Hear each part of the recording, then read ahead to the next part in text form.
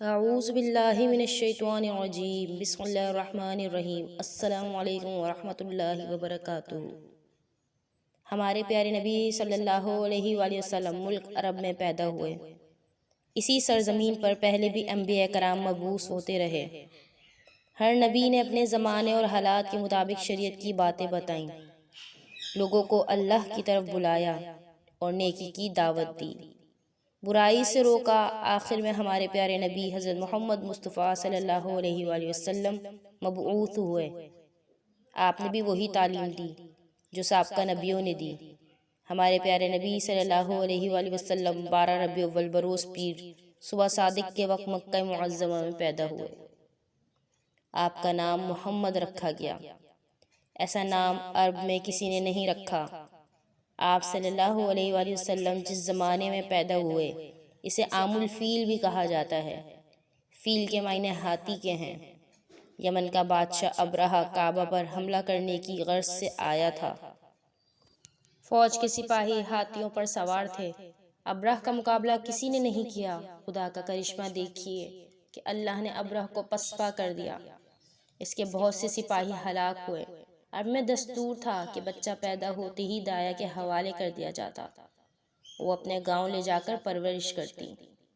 بچہ کھلی ہوا میں پرورش پاتا، تندرست و توانا رہتا، صاف ستھری زبان سیکھتا، زبان میں فصاحت و بلاغت ہوتی۔ چنانچہ اسی روایتی دستور کے مطابق آپ صلی اللہ علیہ وآلہ وسلم کو حلیمہ سعدیہ کے حوالے کیا گیا۔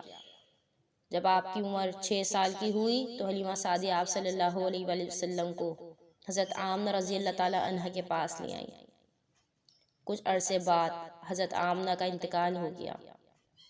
ماں کی شفقت سے محروم ہونے کے بعد آپ صلی اللہ علیہ وآلہ وسلم کے دادا حضرت عبد المطلب نے پرورش کرنے کی ذمہ داری لی۔ حضرت عبد المطلب آپ صلی اللہ علیہ وآلہ وسلم کی پیار و محبت کے ساتھ پرورش کرتے رہے۔ 2 سال کے بعد ان کی وفات ہوئی تو آپ صلی اللہ علیہ وآلہ وسلم کے چچا ابو طالب نے آپ کو لے لیا۔ ہر طرح سے آپ صلی اللہ علیہ وآلہ وسلم کا خیال رکھا اور آپ کی نگرانی کرتے رہے۔ جب آپ کچھ سمجھدار ہوئے تو تجارتی سفر میں ابو طالب کے ساتھ جاتے تھے۔ آپ صلی اللہ علیہ وآلہ وسلم بکریاں بھی چراتے تھے، اپنے چچا کے گلوں کی رکھوالی بھی کرتے اور چرانے کے لیے جنگل لے جاتے۔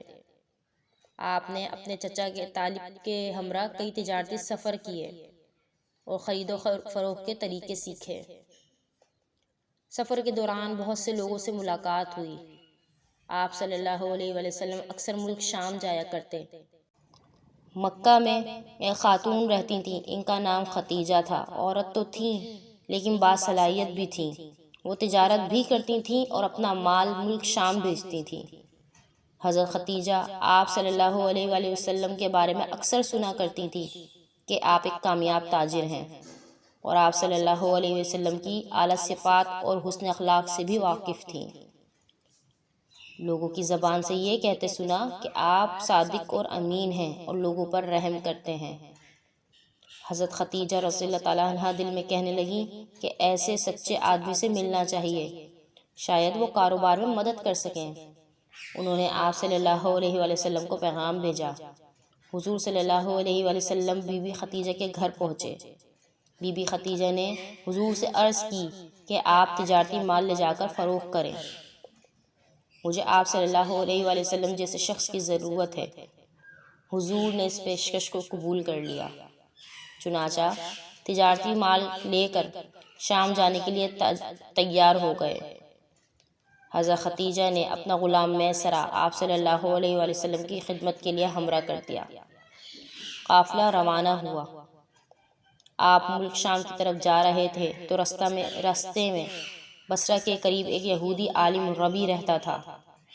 آپ صلی اللہ علیہ وآلہ وسلم کے قریب سے گزرے، کچھ دیر سستانے کے لیے ایک درخت کے سائے تلے بیٹھ گئے۔ ربی نے آپ کو غور سے دیکھنا شروع کر دیا اور میسرہ کو اشارے سے اپنے پاس بلا کر پوچھا، تمہارے ساتھ کون ہے؟ اس نے کہا، اس شخص کا تعلق قبیلہ قریش سے ہے۔ ربی نے کہا، خدا کی قسم، اس درخت کے سائے تلے سوائے نبی کے کوئی نہیں بیٹھتا۔ کاش میں اس وقت تک زندہ رہتا جب اس شخص کو نبوت ملتی۔ شام کے سفر سے واپس لوٹے، مال و فروخت کرنے کے بعد جو رقم حاصل کی آپ نے حضرت خدیجہ کے حوالے کی۔ حضرت خدیجہ رضی اللہ تعالیٰ عنہا نے میسرہ سے سفر میں پیش آنے والے حالات دریافت کیے اور آپ کے بارے میں بھی پوچھا۔ میسرہ نے سفر کے دوران پیش آنے والے واقعات اور آپ کے کردار کے بارے میں سب کچھ تفصیل سے بتا دیا۔ میسرہ نے جو باتیں بتائیں اس سے آپ بہت متاثر ہوئیں اور حضور صلی اللہ علیہ وسلم کی زوجیت میں آپ سے نکاح کی درخواست کی۔ حضرت صلی اللہ علیہ وسلم نے پیشکش منظور کر لی۔ آپ کی عمر 25 سال تھی اور حضرت خدیجہ کی عمر 40 سال تھی۔ 15 سال کا فرق تھا۔ نکاح ہو گیا۔ تقریب میں حضرت حمزہ، ابو طالب، حضرت ابو بکر صدیق رضی اللہ تعالی عنہ اور برادران قریش شریک ہوئے۔ حضور نے مہر میں 20 اونٹ دیے۔ شادی کے بعد حضور اکرم صلی اللہ علیہ وآلہ وسلم کی حالت بہتر ہوئی۔ آپ غریبوں کا خیال رکھتے، بے کسوں کی مدد فرماتے، مصیبت زدہ لوگوں کے کام آتے۔ قریش آپ صلی اللہ علیہ وآلہ وسلم کی سچائی اور حسن اخلاق کے قائل ہوئے اور ہر شخص آپ صلی اللہ علیہ وآلہ وسلم کی تعریف کرتا۔ یہ تھی ہمارے حضور محمد مصطفیٰ صلی اللہ علیہ وآلہ وسلم کی شان مبارک۔ اسی طرح کی ویڈیوز دیکھنے کے لیے میرے چینل کو سبسکرائب کریں، میری ویڈیو کو لائک کریں، شیئر کریں اور بیل آئیکن کو لازمی پریس کر دیں تاکہ میری ہر آنے والی نئی ویڈیو کی آپ کو نوٹیفیکیشن مل سکے۔ اگلی ویڈیو میں ملاقات ہوگی۔ اللہ